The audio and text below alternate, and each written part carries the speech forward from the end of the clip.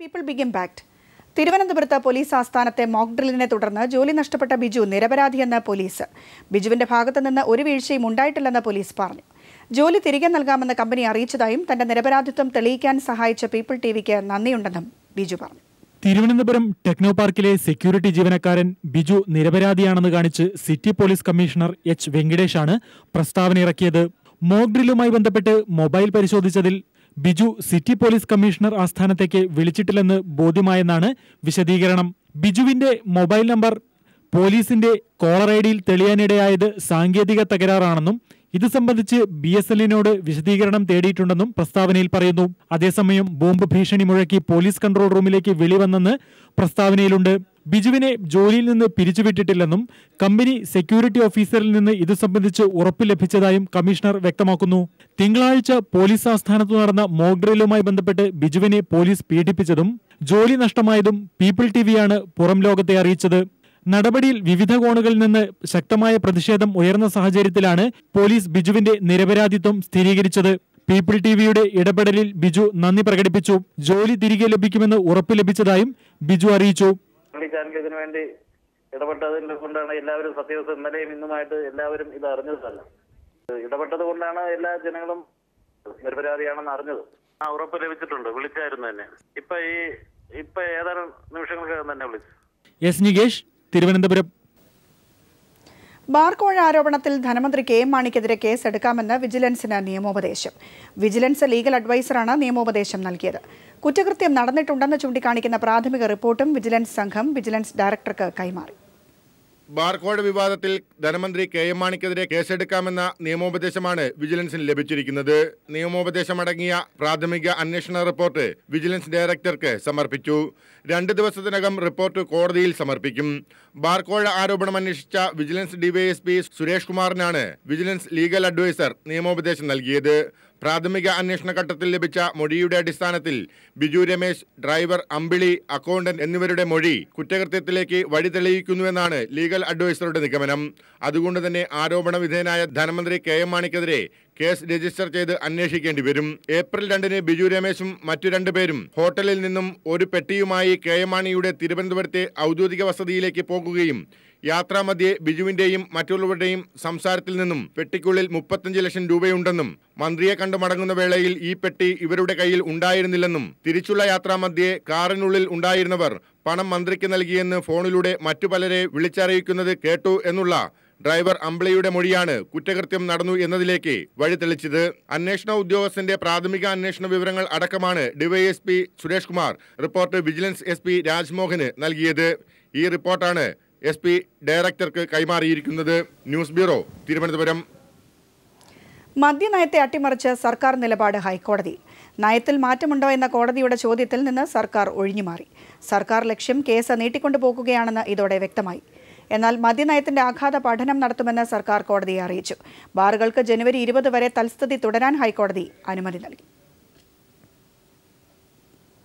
മന്ത്രിമാരുടെ അഴിമതി കാര്യത്തിൽ ഗണേഷ് കുമാർ മുഖ്യമന്ത്രിക്ക് നൽകിയ കത്ത് പീപ്പിൾ പുറത്തുവിട്ടു. അഴിമതിയുമായി ബന്ധപ്പെട്ട് മെയ് 17-നാണ് ഗണേഷ് കത്ത് നൽകിയത്. പൊതുമരാമത്ത് വകുപ്പിൽ ഫയലുകൾ മുക്കുന്ന വിദഗ്ധരുണ്ടെന്ന് കത്തിൽ പറയുന്നു. ധനവകുപ്പിനെതിരെയും കത്തിൽ പരാമർശമുണ്ട്. ഭരണകക്ഷി MLA ആയ ഗണേഷ് കുമാർ നിയമസഭയിൽ ഉന്നയിച്ച അഴിമതി ആരോപണങ്ങൾ മുഖ്യമന്ത്രിയെ നേരത്തെ അറിയിച്ചിരുന്നുവെന്നതിന് തെളിവുകളാണ് പുറത്തുവരുന്നത്.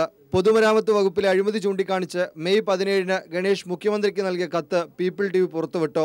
വികസന പ്രവർത്തനങ്ങളുടെ ഫയൽ താൽപ്പര്യമില്ലാത്തതാണെങ്കിൽ മുക്കാൻ വിദഗ്ധരായ ചിലർ പൊതുമരാമത്ത് വകുപ്പ് മന്ത്രിയുടെ ഓഫീസിലുണ്ടെന്ന് കത്തിൽ പറയുന്നു. പൊതുമരാമത്ത് മന്ത്രിയുടെ ഓഫീസിൽ ചിലർ അഴിഞ്ഞാടുകയാണ്. ഇവരും ധനകാര്യമന്ത്രിയുടെ ഓഫീസിലെ ഒരാളും ചേർന്ന് നടത്തുന്ന ഒത്തുകളിയുടെ വിശദാംശങ്ങൾ അറിയാം. ഇവരുടെ പേരും വിവരവും വിശദാംശങ്ങളും തെളിവ് സഹിതം നൽകാൻ തയ്യാറാണെന്നും ഗണേഷിന്റെ കത്തിൽ പറയുന്നു. മുഖ്യമന്ത്രിയും ഗണേഷും തമ്മിലുണ്ടായിരുന്ന അവിശുദ്ധ കൂട്ടുകെട്ടുകളുടെ ഭാഗമാണ് കത്തെന്ന് PC ജോർജ് പ്രതികരിച്ചു. മുഖ്യമന്ത്രി ഗണേഷ് കുമാറും തമ്മിലുള്ള അണ്ടർസ്റ്റാൻഡിംഗ് ആയിട്ടാണ് ഞാനിതിനെ കാണുന്നത്. കാരണം കത്ത് കൊടുത്തതിന്, ഔദ്യോഗികമായി കത്ത് കൊടുത്തതിന് മുഖ്യമന്ത്രി അത് കണ്ടില്ല എന്ന് വെക്കാൻ കഴിയില്ല. അപ്പോ ഒരു കത്തൊരു സമ്മർദ്ദമായിട്ട് കൊടുത്തതാണെന്നാണ് ഞാൻ കണക്കാക്കുന്നത്. മറ്റു വകുപ്പുകളിലെ അഴിമതിയുടെ സൂചനകളും തെളിവ് നൽകാൻ തയ്യാറാണെന്നും കത്തിൽ സൂചിപ്പിക്കുന്നുണ്ട്. നിയമസഭയെ ഇളക്കിമറിച്ച ആരോപണങ്ങൾ മുഖ്യമന്ത്രിക്ക് മാസങ്ങൾക്ക് മുമ്പ് എഴുതി നൽകിയിരുന്നുവെന്നാണ് ഇതോടെ വ്യക്തമാകുന്നത്. News bureau, Thiruvananthapuram. ഗണേഷ് കുമാർ നൽകിയ കത്ത് പരിശോധിക്കുമെന്ന മുഖ്യമന്ത്രി ഗണേഷിന്റെ കത്ത് അഴിമതി വിശദീകരിക്കുന്നതായിരുന്നില്ല. വികസന പ്രവർത്തനങ്ങളെ പറ്റിയുള്ള മറുപടി കത്ത് മാത്രമായിരുന്നു അതെന്നും മുഖ്യമന്ത്രി പറഞ്ഞു. ഗണേഷ് കുമാർ കൂടുതൽ കാര്യങ്ങൾ പറയാൻ തയ്യാറാകണമെന്ന പിണറായി വിജയൻ. ഇക്കാര്യത്തിൽ ഗൗരവതരമായ അന്വേഷണം വേണമെന്നും പിണറായി കൊച്ചിയിൽ പറഞ്ഞു. ആത്മഹത്യാശ്രമം ഇനി കുറ്റകരമല്ല. ആത്മഹത്യാശ്രമത്തിന്റെ പേരിൽ കേസെടുക്കുന്ന 309 വകുപ്പ് ഒഴിവാക്കി. കേന്ദ്ര ആഭ്യന്തര മന്ത്രാലയത്തിന്റേതാണ് ഉത്തരവ്. ഉത്തരവിന് 18 സംസ്ഥാനങ്ങളുടെ പിന്തുണയുണ്ടെന്ന് കേന്ദ്രം വ്യക്തമാക്കി. ഇന്ത്യയുടെ കൈലാഷ് സത്യാർത്ഥിയും പാകിസ്ഥാന്റെ മലാല യൂസഫ്സായിയും സമാധാനത്തിനുള്ള നൊബേൽ പുരസ്കാരങ്ങൾ ഏറ്റുവാങ്ങി. നിരപരാധികളുടെ ശബ്ദത്തെയാണ് താൻ പ്രതിനിധീകരിച്ചതെന്ന് അവാർഡ് സ്വീകരിച്ചുകൊണ്ട് കൈലാഷ് സത്യാർത്ഥി പറഞ്ഞു.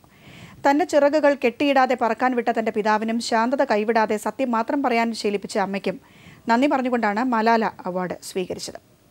ഓരോ കുട്ടിയും കുട്ടിയായി തന്നെ ഇരിക്കുന്നത് കാണുകയാണ് തന്റെ ഏറ്റവും വലിയ ജീവിത ലക്ഷ്യമെന്ന് പുരസ്കാരം സ്വീകരിച്ചുകൊണ്ട് കൈലാഷ് സത്യാർത്ഥി പറഞ്ഞു.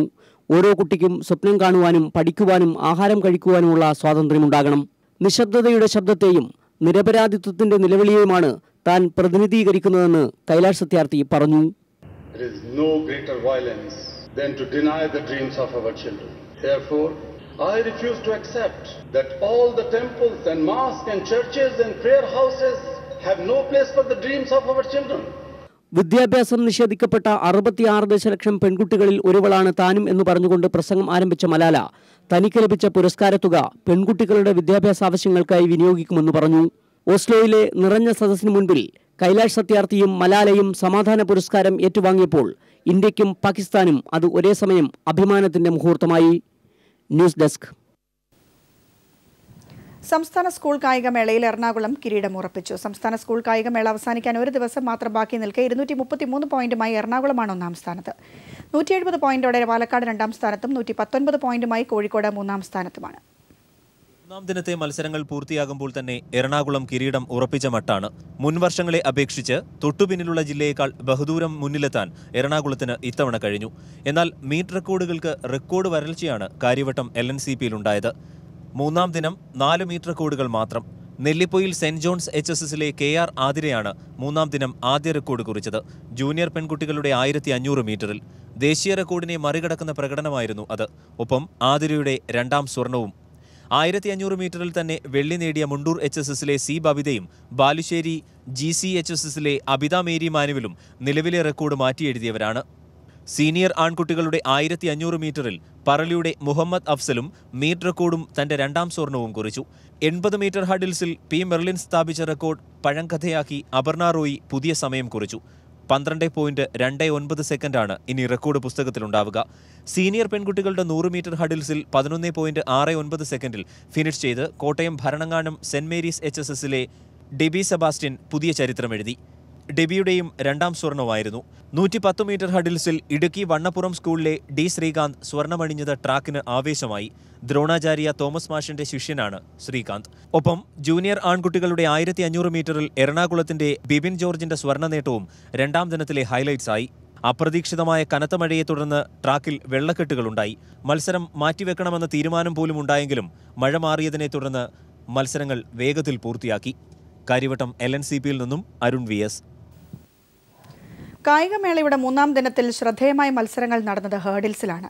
ഹേർഡിൽസിൽ 2 മീറ്റ് റെക്കോർഡുകളും പിറന്നു. സബ് ജൂനിയർ വിഭാഗത്തിൽ കോഴിക്കോടിന്റെ അപർണ റോയും സീനിയർ വിഭാഗത്തിൽ കോട്ടയത്തിന്റെ ഡിബി സെബാസ്റ്റ്യനുമാണ് റെക്കോർഡുകൾ കുറിച്ചത്. സ്കൂൾ കായികമേളയുടെ 3-ാം ദിനത്തിൽ പെയ്ത മഴയ്ക്ക് ശേഷമായിരുന്നു വാശിയേറിയ 4x100 മീറ്റർ റിലേ മത്സരങ്ങൾ. ഓരോ ജില്ലയുടെയും മികച്ച താരങ്ങൾ അണിനിരുന്ന മത്സരങ്ങളിൽ എറണാകുളത്തിനായിരുന്നു ആധിപത്യം.